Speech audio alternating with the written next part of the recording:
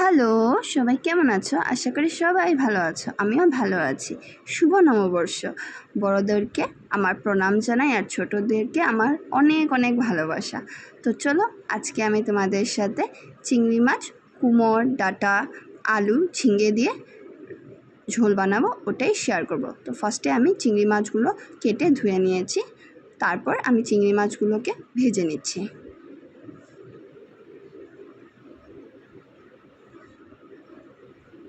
আর সাথে আমি কুমড়, মিষ্টি কুমড়, ডাঁটা, আলু, ঝিঙেগুলো কেটে ধুয়ে নিয়েছি।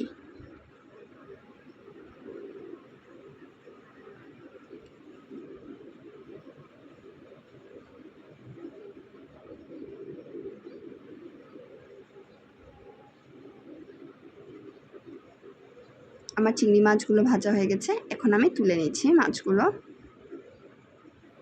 তারপর আমি আলুগুলোকে ভেজে নেব।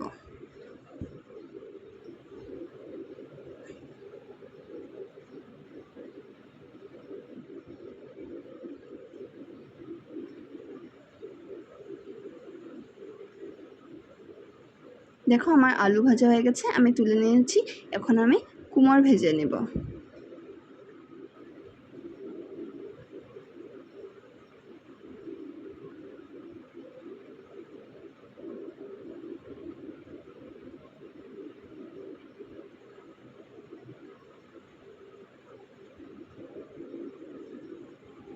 আমার কুমড় ভাজাও হয়ে গেছে, আমি তুলে নিব। তারপর আমি ঝিঙে আর ডাঁটাগুলো ভেজে নেব। ভাজাগুলো আর দেখাইনি। দেখো আমার সবগুলো সবজি ভাজা রেডি। এখন আমি কালো জিরে ফোড়ন দিয়েছি। তারপর কাঁচামরিচ বাটা, জিরে বাটা একসাথে দিয়ে দিয়েছি।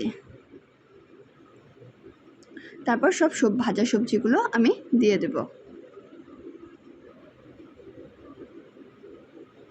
এখন আমি সুন্দর করে সবজির সাথে মশলাটাকে কষিয়ে নেব।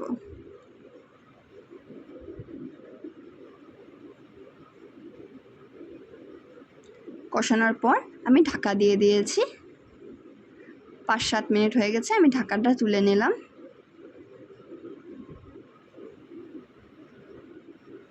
সবজি থেকে সুন্দর করে জল ছেড়ে দিয়েছে। দেখো আমি আরও কিছুক্ষণ কষিয়ে নেব।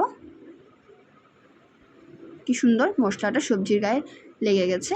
এখন আমি জল দিয়ে দেব, গরম জল দিয়ে দেব।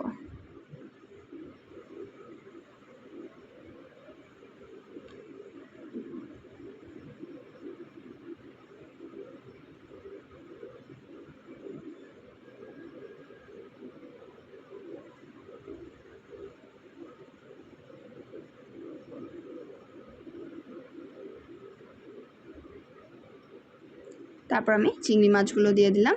জলটা যখন বয়েল এসে গেছে, তারপর